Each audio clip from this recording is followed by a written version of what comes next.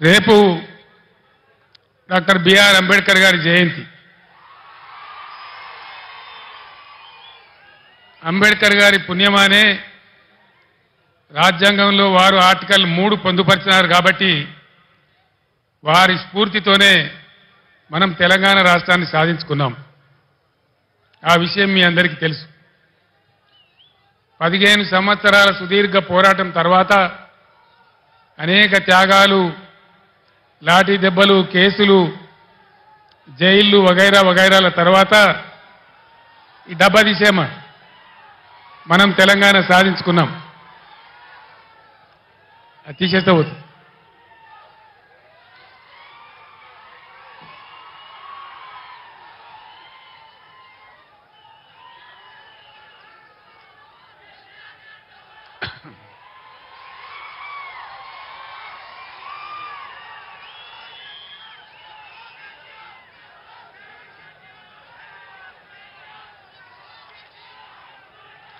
ఈ సందర్భంగా మనందరి పక్షాన, యావన్ తెలంగాణ సమాజం పక్షాన నేను తెలంగాణ రాష్ట్ర ప్రజల పక్షాన అంబేద్కర్ గారికి హృదయపూర్వకమైన నా నివాళి అర్పిస్తా ఉన్నాను. అది మామూలుగా ఉండకూడదని, ఈ భారతదేశంలోనే ఎక్కడ లేనంత సమున్నతమైన గౌరవాన్ని అంబేద్కర్ గారికి ఇవ్వాలని మనం 2 పనులు చేసినాం. 125 ఫీట్ల అంబేద్కర్ గారి విగ్రహాన్ని హైదరాబాద్లో నెలకొల్పి దేశానికే సమున్నతమైనటువంటి గౌరవం వచ్చే విధంగా ఒక మంచి పని మనం చేసుకున్నాం.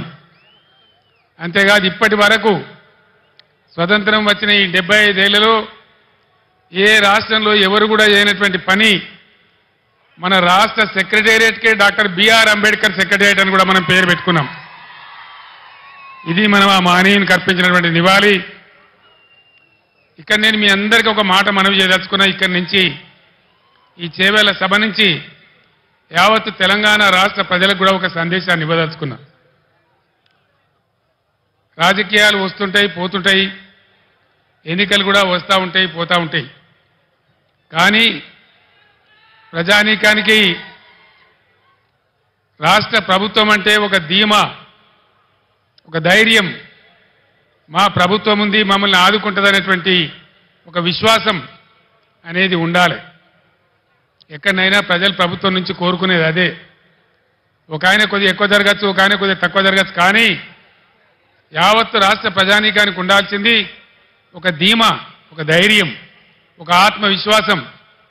మమ్మల్ని అన్ని విధాలా ఆదుకునే మా ప్రభుత్వం ఉంది అనేటువంటి ఒక గౌరవమైనటువంటి భావం ప్రభుత్వం ఎడల ఉండాలి. ఈ మధ్య ఎన్నికల్లో నేను చాలా సభలలో చెప్పినాను, ఓటు వేసే ముందే చాలా జాగ్రత్తగా ఆలోచించాలి, ఏమాత్రం దెబ్బ తగిలినా చాలా పెద్ద పొరపాటు అయిద్దని చెప్పినాను. సరే, ప్రజలలో కొంతమందికి కొన్ని రకాల ఆలోచనలు, కాంగ్రెస్ పార్టీ ఇచ్చినటువంటి అంతులేని హామీలు, ప్రలోభాలు, దానికి గురైన కొందరు కింది మీద చేస్తే ఈ రాష్ట్రంలో కాంగ్రెస్ ప్రభుత్వం వచ్చింది. 4 నెలలు గడిచి ఇప్పుడు 5వ నెల జరుగుతూ ఉంది. ఏ ఒక్క విషయంలో కూడా ఒక పాలసీ కానీ, వాళ్ళు చేసినటువంటి ఎన్నికల వాగ్దానాల మీద చిత్తశుద్ధితో కూడుకున్నటువంటి కార్యాచరణ కానీ ఎక్కడ కూడా కనపడతలేదు. వసతులు, వనరులు ఉన్న వాటిని వాడుకునే నైపుణ్యం కనపడతలేదు. 10 ఏళ్ల కింద మనం మర్చిపోయినటువంటి ఇబ్బందులు మళ్ళీ మన కళ్ళ ముందు కాపాడుతూ ఉన్నాయి. మీ అందరూ దయచేసి గమనించాలి. 15 సంవత్సరాలు పోరాటం చేసి మీ అందరి దీవెనతోని, మద్దతుతోని ఆనాడు ఖమ్మం జైల్లో ఉండి అందించిన ఆరోగ్యం పాడైతే నిజాం ఆసుపత్రికి తరలించబడి 13వ రోజు దీక్ష చేరుకొని చచ్చిపోయే దిశకు పోయి సావు నోట్లో తలకాయ పెట్టి కూడా పోరాటం చేసి రాష్ట్రాన్ని మనం సాధించుకున్నాం. రాష్ట్రం వచ్చిన కొత్తలో చాలా ఇబ్బందికర పరిస్థితులు ఉండేవి. కరెంటు కోతలు, కాలిపోయే మోటార్లు, పేలిపోయే ట్రాన్స్ఫార్మర్లు, అందని సాగునీళ్లు, మంచినీళ్లు, చాలా ఇబ్బందులలో తెలంగాణ రైతాంగం చెట్టుకోవలు గుట్టకోవలు ఉన్నటువంటి పరిస్థితి ఉండేది. దాన్ని నివారించాలని కోడి రెక్కల కింద తన పిల్లలను కాపాడుకున్నట్టు రైతాంగాన్ని మనం కాపాడుకున్నాం. ఒక పాలసీ పెట్టుకున్నాం. రైతు కులం లేదు, ఎవరికి భూమి ఉంటే వాళ్ళు రైతు. అన్ని వర్గాలలో రైతులు ఉంటారు.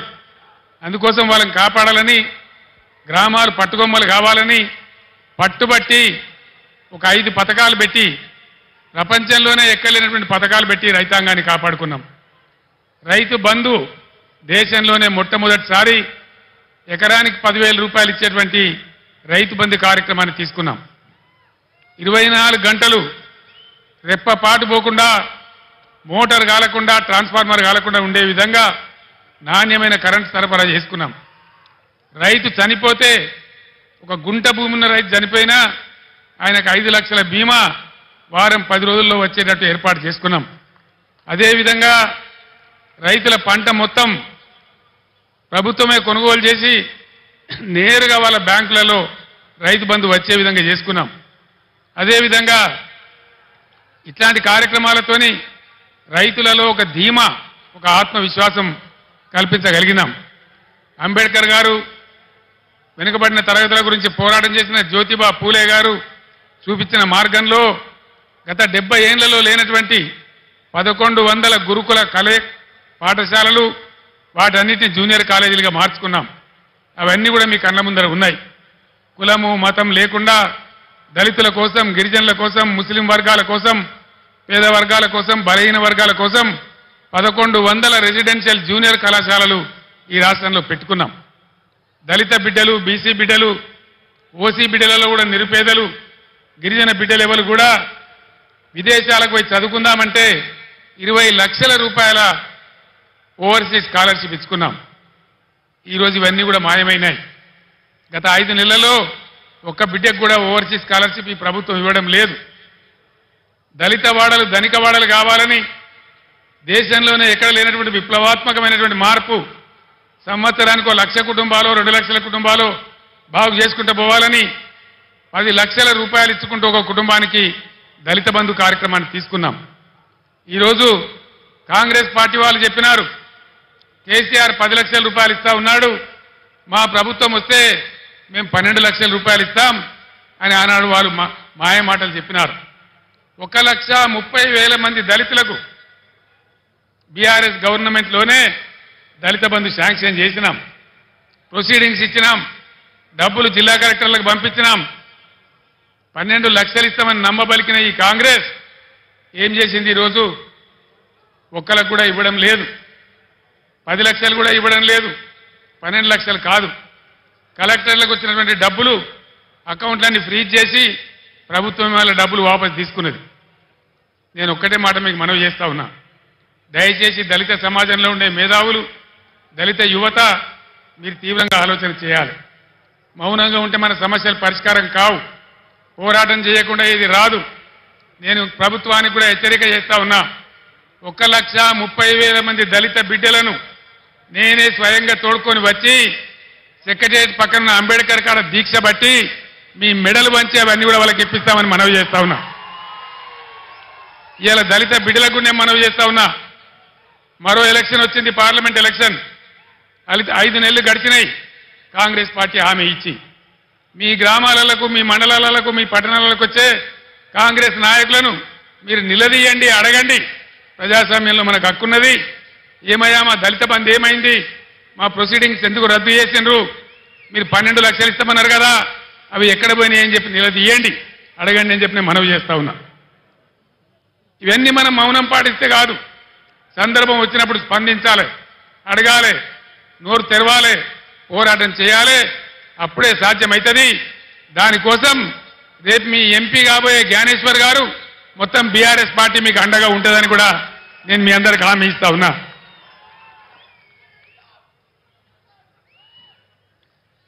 గురుకులాలు పెడితే ఆర్ఎస్ ప్రవీణ్ కుమార్ గారు వాటిని అద్భుతంగా నడిపిస్తే 100,000 మంది పిల్లలకు ఐఐటీలో, ఐఐఎంలో, మెడిసిన్లో, ఇంజనీరింగ్లో సీట్లు వచ్చినాయి. వేలాది మంది దళిత, గిరిజన, బలహీన వర్గాల బిడ్డలు ఓవర్సీస్ స్కాలర్షిప్ తీసుకొని విదేశాలలో విద్య కూడా చేస్తూ ఉన్నారు. కులము మతము ప్రసక్తి లేకుండా కళ్యాణ లక్ష్మి ఇచ్చినాం. ఈ ప్రభుత్వం ఏం చేసింది? కాంగ్రెస్ పార్టీ ఏం హామీ ఇచ్చింది? కేసీఆర్ ₹1,00,000 ఇస్తా ఉన్నాడు, మా ప్రభుత్వం వస్తే తులం బంగారం కూడా కల్పిస్తామని చెప్పినారు. యాడికి పోయింది తులం బంగారం?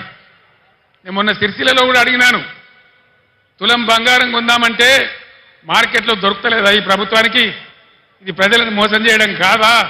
దయచేసి మీరు ఆలోచించాలని చెప్పి నేను కోరుతా ఉన్నా. అదేవిధంగా కులము మతము అనకుండా కుల వృత్తుల మీద ఆధారపడ్డ బిడ్డలు గొల్ల కుర్మలకు గొర్రెలను ఇచ్చినాం. ముదిరాజుల గంగపుత్రుల కోసం వందల కోట్ల రూపాయలు పెట్టి చేప పిల్లలు పెంచినాం. చేనేత కార్మికులకు పని కల్పించినాం. సబ్సిడీలు ఇచ్చినాం. గౌడ కులస్తులకు చరిత్రలోనే ఏ ప్రభుత్వం చేయనటువంటి పని చేసి చెట్ల మీద ఉండే రకాన్ని 100కు 100% రద్దు చేసినాం. ఈ విధంగా బలహీన వర్గాలకు బ్రహ్మాండమైన సహాయం చేసినాం. బీసీ బంధు పెట్టి బలహీన వర్గాల వాళ్ళను ఆదుకున్నాం. వీటన్నిటికీ ఇప్పుడున్న కాంగ్రెస్ ప్రభుత్వం కొనసాగిస్తుందా? శటగోపం పెట్టిందా? వాళ్ళ పాలసీ ఏంది? దయచేసి మీరు ఎన్నికల్లో కాంగ్రెస్ నాయకులను నిలదీయాలని చెప్పి నేను కూడా ఈరోజు కాంగ్రెస్ పార్టీని ప్రశ్నిస్తా ఉన్నా. ఈరోజు మీరందరూ కూడా గమనించాలి. ఒక్క మాట నాకు అర్థమైతలేదు. 11 సంవత్సరాల క్రితం చాలా దారుణమైన పరిస్థితి ఉండేది. 1.5 సంవత్సరంలో కరెంటును బ్రహ్మాండంగా తయారు చేసి రైతాంగానికి, ఇళ్లకు, పరిశ్రమలకు, ఐటీ రంగానికి అందరికి కూడా 24 గంటల సరఫరా 9 సంవత్సరాల పాటు ఇచ్చినాం. కేసీఆర్ పక్కకు పోగానే కరెంట్ ఎందుకు మాయమైంది? దీనికి కారణమేంది? ఇది ప్రభుత్వ అసమర్థత కాదా? వీళ్ళే మనకిప్పుడు జవాబు చెప్పాలని చెప్పి నేను కోరుతా ఉన్నా. చాలా సింపుల్ కదా, వీళ్ళు కొత్తగా ఏం చేసే అవసరం లేదు. గత ప్రభుత్వం ఎట్లా నడిపిందో అట్లా నడిపిస్తే సరిపోయే పరిస్థితి. దాన్ని కూడా ఇవ్వలేని అసమర్థ ప్రభుత్వం ఈరోజు ఉంది. అది కూడా మీరు ఆలోచన చేయాలని చెప్పి నేను కోరుతా ఉన్నా. మిషన్ భగీరథ అద్భుతమైన పథకం. ఐక్యరాజ్య సమితి కూడా మన్ననలు అందించినటువంటి ప్రభుత్వం. 11-12 రాష్ట్రాల వాళ్ళు మేము కూడా చేసుకుంటామని ఇక్కడికి వచ్చి చూసి అభినందించిపోయిన పథకం. ఇలా మంచినీళ్ళకి ఎందుకు కొరత వస్తూ ఉంది? ట్యాంకర్లు ఎందుకు వస్తూ ఉన్నాయి? మళ్ళా బోర్లు వేసే పరిస్థితి ఎందుకు వస్తూ ఉంది? ఇది ఎవరి తెలివి తక్కువతనం? దయచేసి ఆలోచన చేయాలి. కొత్తవి రాకపోయినా ఉన్నాయి ఊడగొడతా ఉన్నారు. అవన్నీ కూడా మీరు చూస్తూ ఉన్నారు. దయచేసి ఆలోచన చేయాలి. కరెంటుకి ఏం రోగం వచ్చింది? మంచినీళ్ళు ఎందుకు ఇవ్వలేకపోతున్నారు? ఇది ఏం లోపము? దీన్ని మరి ఎట్లా సరికావాలా? ఈ పార్లమెంట్ ఎన్నికల్లో మీరు ఒక నిర్ణయం తీసుకోవాలి. తెలంగాణ ప్రజల చేతులలో, మంచి పద్ధతికి మంచి అభివృద్ధికి పోయినటువంటి తెలంగాణ రైతుల చేతులలో ఉన్నటువంటి ప్రభుత్వం పక్కకు జరిగినంత మాత్రాన ఇన్ని బాధలు ప్రజలకు ఎందుకు రావాలి? ఇలా ప్రజలకు ఏం కావాలి? ప్రజల చేతిలో ఒక అంకుశం కావాలి, ఒక హంటర్ కావాలి. కాంగ్రెస్ పార్టీ మెడలు వంచి, ఈ ప్రభుత్వం మెడలు వంచి ఇవన్నీ మీకు చేయించేటువంటి ఒక అంకుశం కావాలి. ఆ అంకుశంలో ఒక పదునైనటువంటి, మునదేలినటువంటి అంకుశం మన చేవెళ్ల అభ్యర్థి క్యాసాని జ్ఞానేశ్వర్ గారు. అనుభవం ఉన్న వ్యక్తి, బలహీన వర్గాల వ్యక్తి. ఖచ్చితంగా ఈ ప్రభుత్వాన్ని మెడలు వంచి మీ పనులు చేయించానంటే ఈరోజు తెలంగాణలో అన్ని ఎంపీ స్థానాలలో బీఆర్ఎస్ఏ గెలవాల్సిన అవసరం ఉంది. లేకపోతే ఏమవుతుంది? ఒకటే మాట మీరు ఆలోచన చేయండి.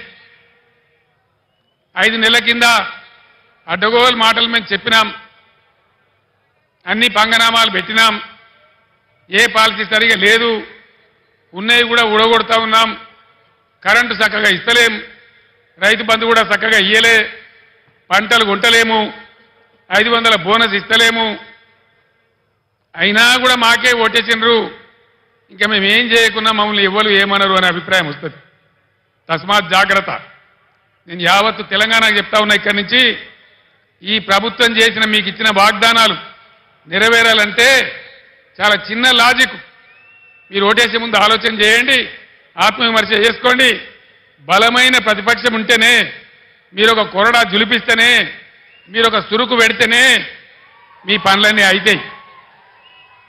లేకపోతే మేము ఏం చేయకున్నా మోసం చేసినా అబద్ధ వాగ్దానాలు చేసినా మళ్ళీ మమ్మల్ని గెలిపించింది అంటారు, ఎల్లెంకల అంటారు తప్ప మీకేం చెయ్యరు. అందుకోసం దయచేసి మీ ఓటు ఖచ్చితంగా ఎట్టి పరిస్థితులలో బీఆర్ఎస్ఏ గెలవాలి, అంకుశంలాగా పనిచేయాలి, ప్రజల కార్యక్రమాలు నెరవేరాలి. నేను ఒక్కటే మాట మీకు హామీ ఇస్తా ఉన్నా, బీఆర్ఎస్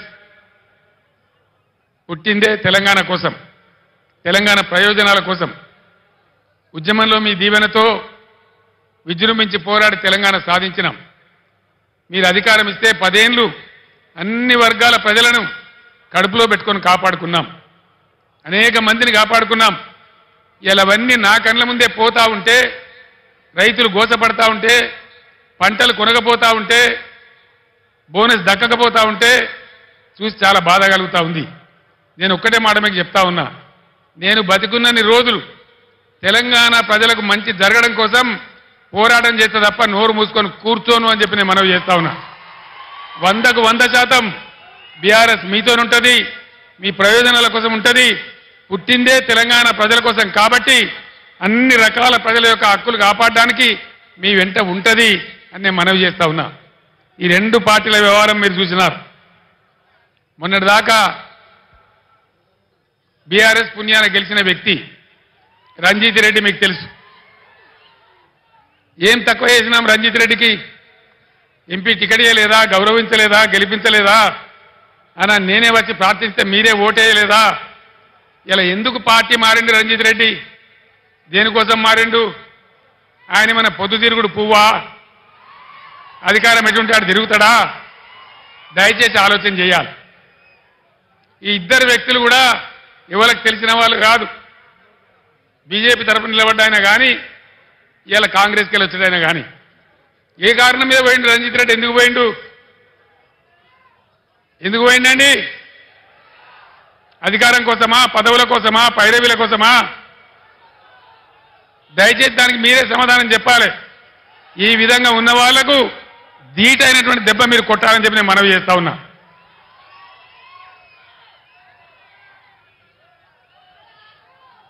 కాంగ్రెస్ పార్టీ చెప్పింది అన్ని పంటలు కొంటాం, ప్రతి పంటకు బోనస్ ఇస్తాం, జొన్నలు కొంటాం, కందులు కొంటాం, వడ్లు కొంటాం, మక్కలు కొంటాం అని చెప్పినారు. వానకాలం పంటలకు ఏకాని ఇయ్యలే. ఇలా యాసంగి కూడా కొనుగోలు స్టార్ట్ అయినాయి. ఇస్తారా, ఇయ్యరా? ఇయ్యకపోతే ఊకుందామా? యుద్ధం చేద్దామా? యుద్ధం 2 రకాలుగా చేయాలి. పంట కొనుగోలు కేంద్రాలు అక్కడ చేయాలి. అక్కడ స్పందన రాకపోతే 500 రూపాయలు కట్టియకపోతే ఓట్ల డబ్బాలు గుద్దుడు గుద్దితే డిపాజిట్ రాకుండా ఓడగొట్టాలి. బిడ్డ నువ్వు ఇస్తాను మోసం చేస్తే ఊకోము, నీకు తగిన గుణపాఠం చెప్తాం మేమనేటువంటి బుద్ధి చెప్పాల్సినటువంటి అవసరం ఉంది. ఎన్ని వాగ్దానాలు చేసినారండి? 420 వాగ్దానాలు చేసినారు. ఆడపిల్లలకు స్కూటీలు కొనిస్తామన్నారు. స్కూటీలు ఎక్కడ పోయా? స్కూటీలు దాని ప్రతిపాదన ఉందా? స్కూటీలు లేవు కానీ రాష్ట్రంలో లూటీలు మాత్రం జోరుగా చేస్తా ఉన్నారు. భయంకరమైన లూటీ మొదలుపెట్టినారు. హైదరాబాద్తో సహా కేసీఆర్ గవర్నమెంట్ ఉన్నప్పుడు రంగారెడ్డి జిల్లాలో, మేడ్చల్ జిల్లాలో, మల్కాజిగిరి జిల్లాలో, యావత్తు తెలంగాణ వ్యాప్తంగా భూముల ధరలు ఎట్లా ఉండే, ఇలా భూముల ధరలు ఎక్కడికి పోయినాయి? రియల్ ఎస్టేట్ ఎందుకు ఆగిపోయింది? దీని ఎన్నుకున్న బ్రోకర్లు ఎవరు, జోకర్లు ఎవరు? ఎందుకు బిల్డింగ్ల పర్మిషన్లు ఇస్తలేరు? లక్షల మంది పిల్లలు బతికినటువంటి రియల్ ఎస్టేట్ ఇలా ఎందుకు నాశనం అయింది? ఇట్టే చూసుకుంటూ కూర్చుందామా? లేదు, మేము ఉన్నామని చెప్పి నిరూపించుకోవడానికి ఎన్నికల్లో బీఆర్ఎస్ను గెలిపించి ఈ ప్రభుత్వానికి బుద్ధి చెప్దామా? దయచేసి ప్రజలు ఆలోచించాలని చెప్పి నేను మనవి చేస్తా ఉన్నా. ఈ బీజేపీ పార్టీ 10 ఏళ్ల నుంచి అధికారంలో ఉంది. దయచేసి మా ఆడబిడ్డలకు, మా యువకులకు, చేవెళ్ల నియోజకవర్గంలో ఉన్న మేధావులకు నేను దండం పెట్టి చెప్తా ఉన్నా. భావోద్వేగాలు పెంచడం తప్ప, ఒక మత పిచ్చి లేపడం తప్ప ఏమన్నా ఒక మంచి పని జరిగిందా బీజేపీ హయాంలో? ఏ వర్గానికన్నా, ఏ పేదలకన్నా పెట్రోల్ ధర అయింది, డీజిల్ ధర అయింది. ఇలా ఏం జరుగుతూ ఉంది దేశంలో? మా పార్టీలో జైన్ పోతావా లేకపోతే జైలుకు పోతావా? అయితే మోడీ తప్పితే ఈడీ. ఇదేనా బీజేపీ? ఇదేనా రాజకీయం? ఇదేనా దేశాన్ని ముందుకు తీసుకుపోయే పద్ధతి? ఇదేనా ప్రజాస్వామ్యాన్ని ఎక్కడికక్కడ పాతరేసే పద్ధతి? దయచేసి ఆలోచన చెయ్యాలి. గుడ్డిగా అలవోకగా ఓటేయద్దు. గుడ్డిగా ఓటేస్తే చాలా ఇబ్బందులు అవుతాయి. బీజేపీ చరిత్ర మీరు చూడలేదా? ఒక్క మాట దయచేసి బాగా ఆలోచన చేయాలి. నేను మీ అందరిని చేతులెత్తి దండం పెడతా ఉన్నా. ఈ బీజేపీ ప్రభుత్వం గత 10 ఏళ్లలో దేశంలో 157 మెడికల్ కాలేజీలు మంజూరు చేసింది. నేను 100 ఉత్తరాలు రాసిన ఒక్క కాలేజీ కూడా మనకి ఇయ్యలే. ఒక్క కాలేజీ ఇయ్యనటువంటి బీజేపీకి ఒక్క ఓటు కూడా మనం ఎందుకు వేయాలి? కేంద్రంలో ఉన్న చట్టం ప్రకారం దేశంలో ఎన్ని జిల్లాలుంటే ప్రతి జిల్లాకు ఒక నవోదయ పాఠశాల పెట్టాలి. మన దగ్గర మనం 10 నుంచి 33 జిల్లాలు చేసుకున్నాం. అంటే 23 కొత్త నవోదయ పాఠశాలలు రావాలి. అవి వస్తే బీసీ పిల్లలకు, ఎస్సీ పిల్లలకు, దళితులకు అందరికీ కూడా దానిలో అవకాశాలు దొరుకుతాయి. 150 ఉత్తరాలు రాసిన నేను 50 సార్లు స్వయంగా అడిగిన మోడీని. కానీ ఒక్క నవోదయ పాఠశాల కూడా ఇయ్యలే. చట్టాన్ని ఉల్లంఘించి ఒక్క మెడికల్ కాలేజీ ఇవ్వని, ఒక్క నవోదయ పాఠశాల ఇవ్వని ఈ బీజేపీకి మనం ఎందుకు ఓటేయాలి? దేనికోసం ఓటేయాలి? మీ అందరు టీవీలలో చూసినారు. నేను అసెంబ్లీలో చెప్పిన ముఖ్యమంత్రికి ఉన్నప్పుడు ఇదే మోడీ నా మెడ మీద కత్తి పెట్టి నీ రాష్ట్రానికి వచ్చే నిధులు బంద్ చేస్తా, సంవత్సరానికి 5,000 కోట్లు గుంజుకుంటా, నువ్వు రైతుల మోటార్లకు మీటర్లు పెట్టాలన్నాడు. నేను చెప్పిన నా ప్రాణం పోయినా సరే నువ్వు ఏం చేసినా సరే నేను పెట్టా అని చెప్పిన. నేను మీటర్లు పెట్టలే. మీరు వినాలి మంచిగా. ఆనాడు సంవత్సరానికి 5,000 కోట్లు కోసిండు మోడీ. 30,000 కోట్ల నష్టం వచ్చింది రాష్ట్రానికి. కానీ నా రైతాంగాన్ని కాపాడుకోవాలని, వాళ్ళ బాధలు నాకు తెలుసు కాబట్టి, కరెంటు వాళ్ళకి అవసరం కాబట్టి, వాళ్ళ మీద భారం పడద్దని నేను ఆనాడు మీటర్లు పెట్టలే. ఇలా ఇక్కడ బీజేపీ ఎంపీకి ఓటేస్తే ఏమవుతుంది? మేము మీటర్లు పెట్టమని చెప్పంగా కూడా మాకే ఓటేసిర్రు, మాకే గుద్దినరు, పెట్టుర్రా ఇక మీటర్లు అంటారు. మీటర్లు రావన్నా? వినబడతలేదు. మీటర్లు రావన్నా? మీటర్లు రావద్దు అంటే బీజేపీని గుద్దుడు గుద్దాలి. ఓటు కాదు, నేలకేసి గుద్దాలి. అప్పుడే మనకు సరి అయినటువంటి తెలివితేటలు ఉన్నట్టు, అప్పుడే మనకు రాజకీయ పరిజ్ఞానం ఉన్నట్టు. కాబట్టి నేను చేవేల మేధావులకు, విద్యావంతులకు నేను అప్పీల్ చేస్తా ఉన్నా. దయచేసి ఆలోచన చేయండి. తెలంగాణలో వ్యవసాయం రైతులు బాగా చేస్తే వికారాబాద్, రంగారెడ్డి జిల్లాలో కూడా వడ్లు బాగా పండినాయి. కాంటాలు పెట్టి కొన్నాం ఎక్కడికక్కడ. మీ బ్యాంకులలో డబ్బు వేసినాం. మధ్య దళారు లేకుండా మీకు మద్దతు ధర ఇప్పించినాం. ధాన్యం ఎక్కువ వండింది కొనమంటే మొత్తం ఉన్న బీఆర్ఎస్ ఎమ్మెల్యేలు అందరూ ఢిల్లీలో పోయి ధర్నా చేసినాం. మీరందరూ టీవీలలో చూసినారు. మేము పోతే ఆ కేంద్ర మంత్రి, బీజేపీ మంత్రి ఏమంటాడు? యాసంగి వాటి నూకలైతే పారాబాయిల్డ్ రైస్ ఆర్డర్ ఇవ్వమంటే మీ ప్రజలకు నూకలు తినడం అలవాటు చేయండి, మీరు నూకలు తినడు అంటాడు. తెలంగాణ ప్రజలు నూకలు తినన్నట.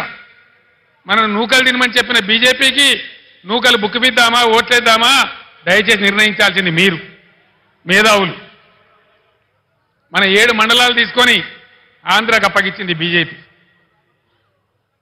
మన సీలేరు ప్రాజెక్టు సంవత్సరానికి 300 మెగావాట్ల కరెంట్ వచ్చే ప్రాజెక్టును బలవంతంగా గుంజి ఆంధ్రాకు అప్పగించింది బీజేపీ. మన ఐటీఐఆర్ విపరీతంగా ఐటీ పరిశ్రమ పెరిగేటువంటి పరిశ్రమకు ఉన్నటువంటి ఐటీఐఆర్ను క్యాన్సిల్ చేసింది బీజేపీ. కాజీపేటలో రైల్వే కోచ్ ఫ్యాక్టరీ పెట్టలే బీజేపీ. బయ్యారంలో ఉక్కు ఫ్యాక్టరీ పెట్టమంటే పెట్టలే బీజేపీ. ఒక మెడికల్ కాలేజీ ఇయ్యలే, ఒక నవోదయ కాలేజీ ఇయ్యలే. ఏ వర్గానికి ఒక న్యాయం జరగలే బీజేపీ ప్రభుత్వంలో. దయచేసి ఆలోచన చేయండి. ఒక మత్తులో పడి, ఒక మతంలో పడి, ఒక పిచ్చిలో పడి ఓట్లేస్తే మనం కూడా పిచ్చిలేసిపోతాం తప్ప మన అవసరాలు తీరై ఉద్యోగాలు రావు.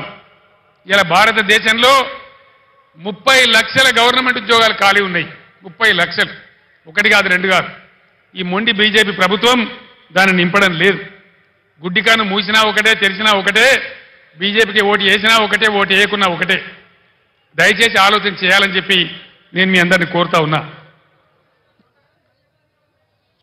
మనం వికారాబాద్ జిల్లాలో, రంగారెడ్డి జిల్లాలో ఎన్ని పరిశ్రమలు తెచ్చుకున్నాం. చేవేళ్లను పెద్ద పారిశ్రామిక కేంద్రంగా చేసే ప్రయత్నాలు చేసుకున్నాం. షాబాద్లో వెల్స్పన్ ఫ్యాక్టరీ తెచ్చుకున్నాం. ఇంటర్నేషనల్ కైటెక్స్ ఫ్యాక్టరీ తెచ్చుకున్నాం. చందన్ వ్యాలీలో అమెజాన్, కటేరా, కుందానా, ఈస్టర్ కంపెనీలు ఏర్పాటు చేసుకున్నాం. సీతారాంపూర్లో ఎలక్ట్రానిక్ వెహికల్స్ తయారు చేసే కంపెనీ తెచ్చుకున్నాం. శ్రీ మీద రైల్వే కోచ్ ఫ్యాక్టరీని ఇదే నియోజకవర్గంలో పెట్టుకున్నాం. ఫైనల్గా వికారాబాద్, చేవెళ్ల, తాండూరు, పరిగి నియోజకవర్గాల కోసం నీళ్లు తేవడానికి పాలమూరు ఎత్తిపోతల పథకం పెట్టుకున్నాం. ఉద్దండాపూర్ రిజర్వాయర్ మన కోసమే నిర్మించుకున్నాం, మన చేవెళ్ల కోసం, రంగారెడ్డి కోసం. అది రాబోతా ఉన్నది. ఈ ప్రభుత్వం పాలసీ ఏంది, దాని మీద కూడా వీళ్ళు కుయ్యలేదు, కుట్టుకులేదు. కాబట్టి దయచేసి నేను మీ అందరినీ కోరేది, గత అనేక సంవత్సరాలుగా 35-40 సంవత్సరాలుగా బలహీన వర్గాల కోసం తన జీవితాన్ని దారబోసి, తన ఆస్తిని దారబోసి, ఆర్గనైజ్ చేసి బలహీన వర్గాలకు బిడ్డగా ఉన్నటువంటి మన జ్ఞానేశ్వర్ గారు మీ అందరికీ సుపరిచితులు. ఈ జిల్లాలో జిల్లా పరిషత్ చైర్మన్గా చేసినారు. మీ అందరికీ సేవలు కూడా అందించినారు. మీ అందరికీ కూడా నేను ప్రార్థించేది, ఇంతకుముందే కొందరు పెద్దలు చెప్పినారు, జ్ఞానేశ్వర్ గారు కూడా చెప్పినారు. నిన్న ఒక పెద్ద మనిషి మాట్లాడినాడు, మీకు బీసీలకు దమ్ముంటే, బీసీలకు పౌరుషం ఉంటే కాసాని జ్ఞానేశ్వర్ని గెలిచించి చూపియండి అన్నాడు. ఇక్కడున్న బలహీన వర్గాల మేధావులకు, విద్యార్థులకు, ఉద్యోగులకు నేను మనవి చేస్తా ఉన్నా, ఇవాళ అవకాశం ఉంది, రాని కాడ అవకాశం రాలేదు, లేని కాడ లేదు. ఉన్న కాడ ఒక బీసీ అభ్యర్థి ఉన్నాడు కాబట్టి, సమర్థుడు సీనియర్ నాయకుడు ఉన్నాడు కాబట్టి, ప్రజాసేవ చేసే గుణమున్న వ్యక్తి ఉన్నాడు కాబట్టి ఖచ్చితంగా కాసాని జ్ఞానేశ్వర్ గారి గెలుపు బీసీల అభివృద్ధికి మలుపు అని చెప్పి నేను మనవి చేస్తా ఉన్నా. ఇలా బీసీల శక్తి ఏందో, బీసీల రాజకీయ చైతన్యం ఏందో కాసాని జ్ఞానేశ్వర్ గారిని గెలిపించడంతో మీరు రుజువు చేయాలని చెప్పి నేను కోరుతా ఉన్నా. ఆ విధంగా ఏ రకంగా చూసినా ఈ రాష్ట్ర ప్రభుత్వం మెడలు వంచి మీకు ఇచ్చిన వాగ్దానాలు అమలు చేయించాలన్నా, బలహీన వర్గాలకు, బడుగులకు అందరికీ న్యాయం జరగాలన్నా, తెలంగాణ రాష్ట్రాన్ని మళ్ళా బ్రహ్మాండంగా ముందుకు తీసుకుపోయే పద్ధతులకు దారులు పడాలన్నా ఖచ్చితంగా ఇవాళ బీఆర్ఎస్ పార్టీ గెలవాల్సిందే. నేను ఈ రాష్ట్ర ప్రభుత్వాన్ని హెచ్చరిస్తా ఉన్నా, ధాన్యం వచ్చింది, రాష్ట్రంలో అక్కడక్కడ వర్షాలు పడతా ఉన్నాయి, మీరు తడిసిన ధాన్యం కూడా ఒక గింజ లేకుండా కొనాలి, రైతులకు న్యాయం చేయాలి. బీఆర్ఎస్ పార్టీ ప్రజల యొక్క మీరు ఇచ్చిన వాగ్దానాలు నెరవేర్చేదాకా ఖచ్చితంగా మీ వెంటబడి వేటాడుతుంది తప్ప మిమ్మల్ని వదిలిపెట్టే పరిస్థితి ఉండదని మనవి చేస్తూ, ఇలా ఈ సభకు నేను వస్తూ ఉంటే ఒక 300-400 బస్సులు దాటుకుంటూ వచ్చిన కార్తీక్ రెడ్డి గారు నేను కారులో కూర్చుండి వస్తూ ఉంటే ఇంకా 400-500 బస్సుల మంది ఇక్కడికి చేరనే లేదు. ఇంత పెద్ద ఎత్తున ఇక్కడికి మీరు తరలి వచ్చినారంటే కాసాని జ్ఞానేశ్వర్ గారి గెలుపు ఖాయమైందని చెప్పి నేను సంతోషాన్ని వ్యక్తం చేస్తూ మీ అందరికీ ధన్యవాదాలు తెలియజేస్తూ కారు గుర్తుకే ఓటేయాల్సిందిగా కోరుతూ నేను సెలవు తీసుకుంటా ఉన్నా. జై తెలంగాణ, జై తెలంగాణ. కారు గుర్తుకే, కారు గుర్తుకే, జై తెలంగాణ.